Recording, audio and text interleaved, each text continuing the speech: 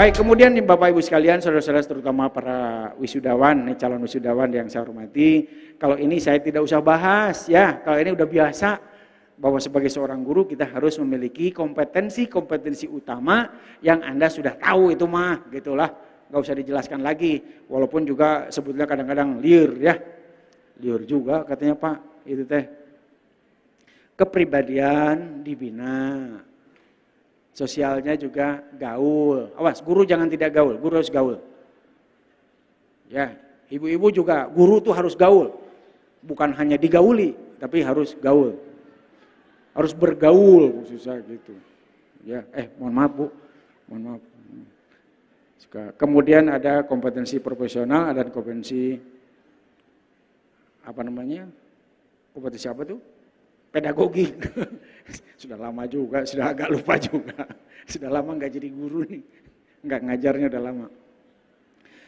Baik, kemudian hal yang juga harus menjadi patokan, karena tadi saya katakan bahwa Anda menjadi guru bukan guru zaman baheula, tapi guru zaman now.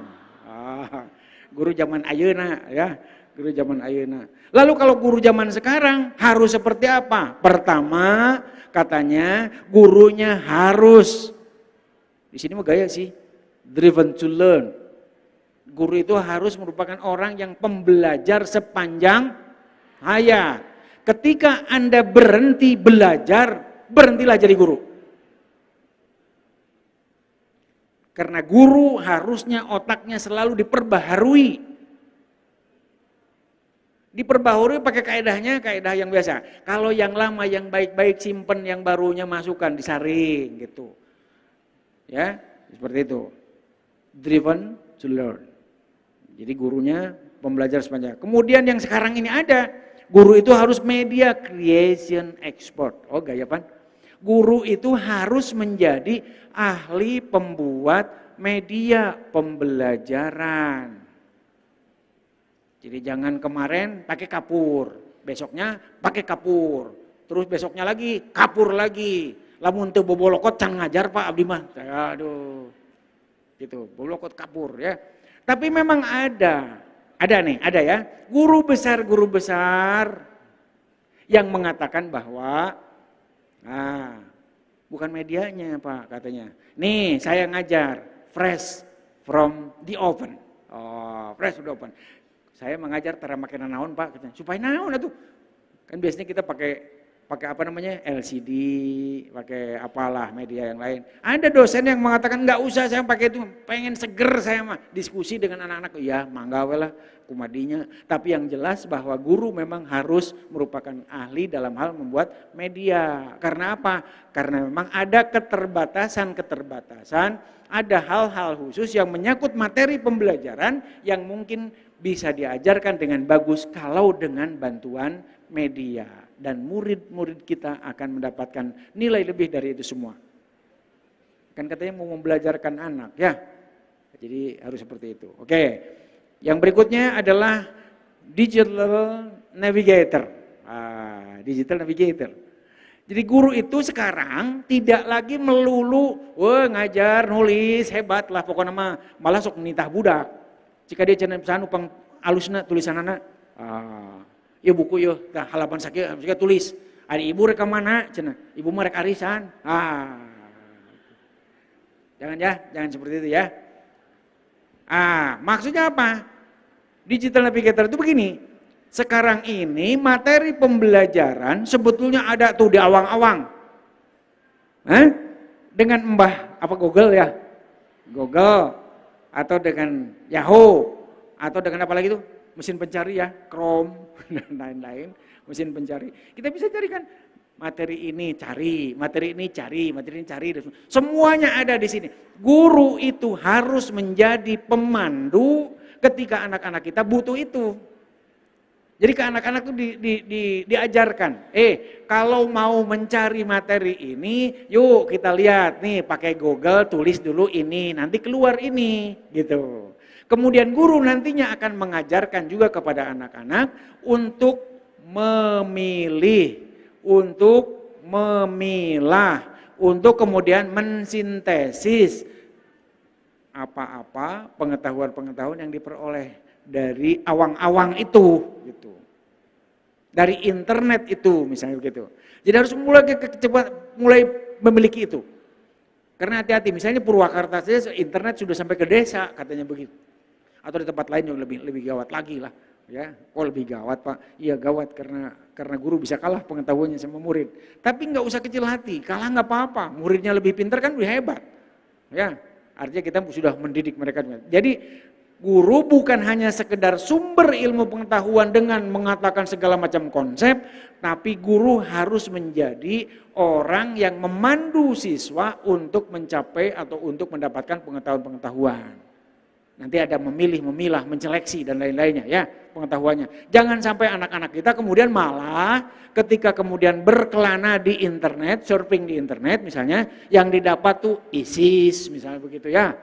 Kemudian radikalisme yang begitu tuh, bongkar negara, aparat pemerintah, seperti saya aparat pemerintah itu katanya disebutnya togut, harus dimusuhi, harus diperangi, oi, rek merang itu pupugu, memang tua nih orang, kayak di lembur makan sok itunya, ya goreng-goreng gitu, di SMP kan diajar silat, wani gitu, padahal lain etanya. Silat bukan untuk berkelahi, silat itu untuk kepercayaan diri. Oke, 2 menit lagi. Yang berikutnya empathetic mentor. Ya, jadi guru itu harus merupakan empathetic mentor, membimbing siswa dengan empati, bukan membimbing siswa dengan menghina dan lain-lain. Ya, saya percepat. Jadi empathetic mentor itu menjadi pembina, pembimbing, pendamping siswa yang empatetik. Gimana sih siswa mungkin ini dia kurang bagus pemahamannya, mungkin karena setiap mau sekolah belum makan dulu jadi lapar wae nama, atau marah terus begitu di rumahnya seperti apa dan lain-lain. Kemudian yang berikutnya teknologi harmonizer, kemudian yang terakhir adalah model ya, model moral. Guru teh teladan. Ya, guru teh teladan. Ini yang paling berat. Untung saya bukan guru, saya mah dosen.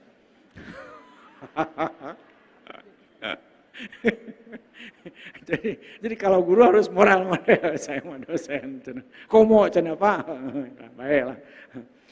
Yang berikutnya tentu kita harus sadar bahwa apa yang akan kita lakukan, apa yang kita kerjakan itu harus didasari oleh teori dan lain-lainnya, yang tentu saja harus juga nanti diperbaiki dari sisi kelembagaan, nanti kerjasama kita ya. Tidak boleh misalnya seorang yang namanya alumni UT kemudian lupa ke UT-nya. Yang bagus itu ada periodik datang dulu misalnya setahun sekali ke UT untuk nimba pengalaman di UT lagi. Di UT sudah ada perkembangan, pasti datang ke sini Anda untuk mengupdate pengetahuan dan lain-lainnya. Ya. Sama seperti misalnya kalau menjual mobil itu kan secara periodik diomean gitulah. Ya, bisi alumni UT kali itu terus cicing gitu ya, diem aja di tempat kerjanya, itu nanti tidak berkembang pengetahuannya ya. Sering ketemu. Awas, Indonesia saja punya gaya begitu kan? Misalnya orang-orang diaspora Indonesia, maksudnya orang Indonesia yang kemudian kuliah di luar negeri belum balik lagi ke sini, kemudian kumpul setahun sekali untuk sama-sama memberikan kontribusi kepada Indonesia supaya tambah maju. Anak-anak UT juga begitu, alumninya ke tempat kerjanya datang lagi ke sini. Nanti ngomong ke UT, Pak UT gitu, Pak UT. Pak UT, dari lapangan mah butuh ini. Nanti anak-anak yang lain kasih dong bekal ini, ya gitu ya, seperti itu. Jadi menjadi semacam feedback bagi UT untuk kemudian membuat program-program yang lebih bagus, paling tidak untuk meningkatkan akses, mutu, relevansi dari UT ini. Supaya tambah maju juga, UT-nya maju, Andanya juga maju ya. Jadi saling-saling maju. Kemudian yang berikutnya itu. Kemudian yang berikutnya juga ini tidak kalah penting ini. Saya selalu mengatakan bahwa guru memang selayaknya diciptakan untuk manusia menjadi utuh. Jadi kalau sekarang belum utuh, tambahkan utuh ya. Ilmunya mapan, karakternya bagus, keindonesianya hebat, juga siap gaul di tingkat internasional. Kan tadi hayang pemimpin dunia. Ya.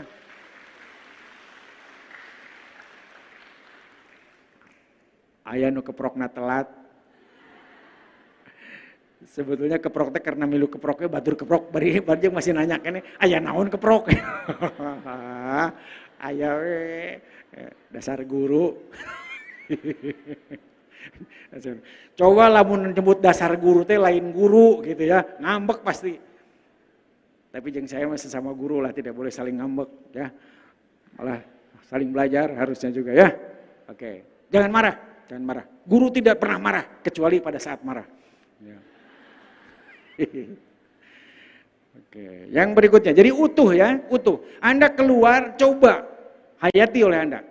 Apakah ilmu saya sudah mapan di bidang saya? Nah, kemudian yang berikutnya, apakah karakter saya sudah cukup bagus untuk jadi guru? Kemudian yang berikutnya, apakah kecintaan saya kepada Indonesia masih sangat tebal? Gitu. Kemudian, apakah saya juga siap untuk bergaul di tingkat internasional? Misalnya kalau bahasa Inggrisnya masih jelek, seperti saya misalnya begitu, perbaiki.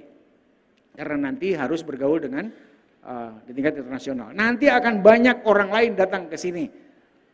Tentu bukan hanya orang lain datang ke sini, kita pun siap datang ke tempat lain. Dan itu kuncinya antara lain di bahasa. Kemudian yang berikutnya, ini hafal ya. Kemudian yang berikutnya yang tidak boleh kalah yang ini.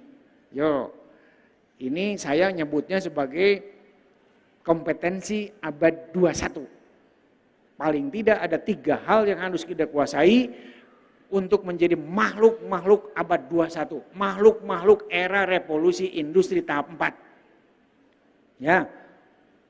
Pertama, yang paling tinggi itu learning and innovation. Yang juga suka disebut 4Cs, 4C, ya, 4C. Nah, C yang pertama adalah critical thinking dan problem solver. Jadi berpikir kritis. Bukan mengkritik melulu tapi berpikir kritis. Berpikir kritis itu kalau ada sesuatu diutah dibeweungkeun cek Sunda mah gitu. Ya. Dipikir dulu. Terus kalau memang bagus terima. Jelek jangan gitu. Ya. Jelek jangan. Itu namanya critical thinking. Yang berikutnya kreatif dan inovatif ya, kreatif dan inovatif. Seorang guru memang harus kreatif. Selalu berpikir tentang apa yang terbaik yang bisa diberikan kepada siswa dan bukan hanya jalan, hanya satu maksud saya, bukan hanya satu jalan yang bisa kita lakukan, tapi bisa berpikir yang lain. Selalu ada alternatif untuk sesuatu yang kita lakukan ya. Jangan kemudian menghukumi diri, udah iya nu terbaiknya jadilah mun teu ieu. Kalau misalnya alat belajar di kita ada, metodenya bagus, medianya bagus, kan bagus hasilnya. Tapi alat nggak ada, bangunan runtuh, misalnya gitu.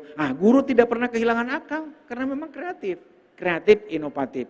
Kreatif membuat ruang untuk belajar, tempat untuk belajar, bila perlu di masjid gitu. Kan nggak apa-apa. Kemudian medianya juga demikian. Bagaimana caranya supaya anak bisa belajar dengan bagus ya. Kemudian yang berikutnya adalah kolaborasi. Kolaborasi antar guru. Collaboration. Tapi kaidahnya memang mapai. Mapai itu mula-mula seorang guru itu harus connect. Connect, compete, collaborate. Connect, compete, collaborate. Apal tuh? Connect. Connect maksudnya terhubung selalu dengan teman seprofesi, dengan kompetisi. Guru itu memiliki kemampuan masing-masing yang beda-beda. Mari kita pelajari sesuatu, mana keunggulan saya, mana kekurangan saya, terus gitu. Nanti akan dapat, saya di ini dikembangkan. Compete, berkompetisi dengan yang lain. Kompetisi dengan yang lain. Awas, jangan kemudian alergi dengan kompetisi, lomba. Kan punten ya, yang muslim kan punya ini. Alladzi khalaqal mauta wal hayata liyabluwakum ayyukum ahsanu amala. Tuh, gitu. Jadi Allah kan menyuruh kita untuk berlomba, untuk berkompetisi. Bahkan kemudian di ujung ada juga ayat yang lain menyebutkan fastabiqul khairat. Jadi Anda harus berkompetisi tapi bukan silih sigeng, silih sikat, silih gasak, tapi harus silih asih, silih asah, silih asuh. Bukan silih gasak, silih gosok, silih tonjok kali itu nantinya. Bukannya itu ya. Oke. Minta waktu 5 menit lagi ya Bu ya. 5 menit lagi. Atau saya harus sudah akhiri saja? Mending mana? Sok. Beneran nanya saya. Lanjutkan jangan. Lanjutkan jangan. Tuh Bu harus dilanjutkan katanya. 5 menit tuh dikasih waktu akhirnya ya. Demokrasi. Oh biasa. Si ibunya ngeserikan. Oke, jadi yang tadi apa? Connect, compete, collaborate. Setelah berkompetisi, si ini mau unggulnya di sini terus.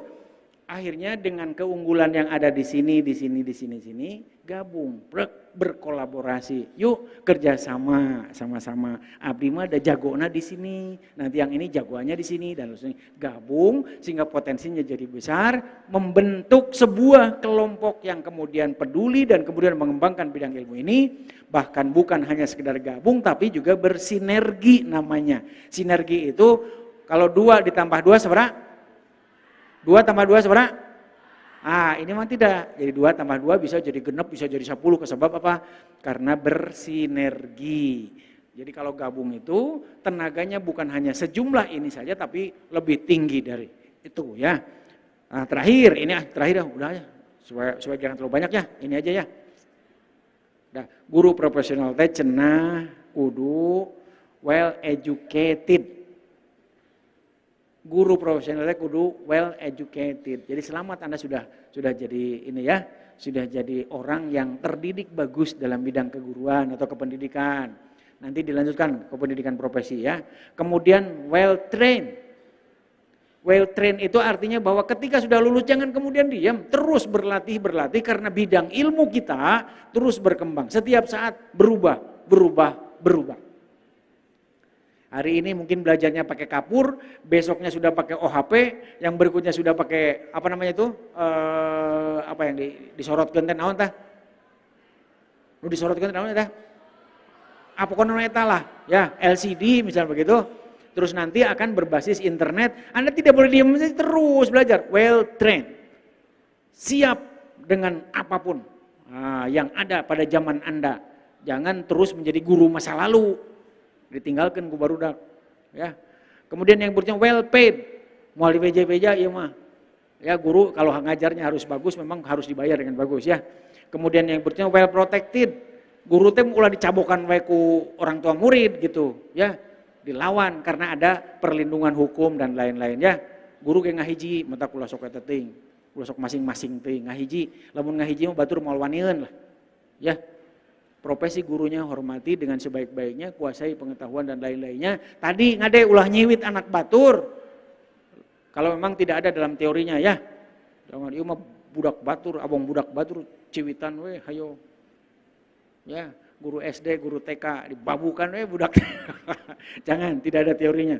Kemudian well accounted dikelola dengan bagus dan kemudian well managed, di-manage secara bagus. Di-manage-nya jangan kayak birokrasi ya.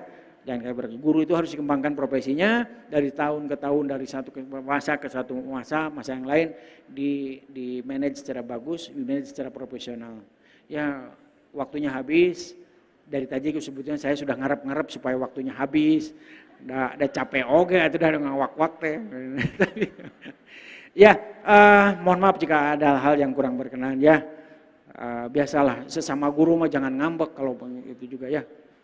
Maklum, kalau banyak kurangnya mohon maaf. Kemudian terima kasih atas perhatiannya. Mudah-mudahan Anda menjadi guru yang bagus. Dan yang terakhir, bener terakhir, sumpah terakhir nih. Ya. Yang terakhir, nih, saya ngomongnya jadi berdiri saya gitu ya. Yang terakhir begini, kan guru itu bukan hanya mendidik anak-anak untuk pinter, tapi juga berakhlak mulia. Kan ayah sok ngomong, saya ini anak gurunya, kelakuan can bener gitu. Tapi sok hayang ngadoa, ya gini, guru tuh mengajar anak, mendidik anak supaya jadi anak-anak bagus. Selain pinter juga dia baik gitu. Dan kalau bicara tentang baik tidak, itu masalahnya ada di dalam hati. Dan siapa yang membalik-balik hati? Allah Tuhan yang Maha Kuasa. Itu yang memberikan hidayah kepada anak menjadi baik, menjadi jelek. Karena itu maka seorang guru yang baik setiap saat mau ngajar berdoa dulu. Ketika mengajar berdoa juga, sesudah mengajar malam-malam nurutan kiai ngadoa. Mudah-mudahan barudak nu diajar ku abi teh jadi balager selain pinter teh. Kenapa mesti begitu? Karena ada ayat yang mengatakan innaka la tahdi man ahbabta walakinnallaha yahdi may yasha. Dulu Rasul diperingatkan begitu. Ya Rasul Muhammad, kamu tidak akan bisa memberi hidayah. Tidak bisa memberikan orang menjadi baik atau tidak kecuali ada hidayah dari Allah gitu. Kan ada kisah yang mengatakan Rasul Shallallahu Alaihi Wasallam tidak bisa mengislamkan Abi Thalib kan? Iya, walaupun Rasul kan pengasuh yang bagus, pendidik yang bagus, tapi Allah tidak memberikan ini enggak gitu. Ingat Nabi Nuh? Ingat kisah Nabi Nuh? Nabi Nuh itu apa? Nabi ya, pendidik yang bagus ya. Anaknya juga kan ada yang tidak nurut ya. Ya, jadi kita tidak bisa membuat orang jadi bagus dengan usaha kita. Tapi selain usaha, tambahkan doa. Akur? Bener ya? Akur? Nah, itu hebat itu gitu. Terima kasih. Assalamualaikum warahmatullahi wabarakatuh.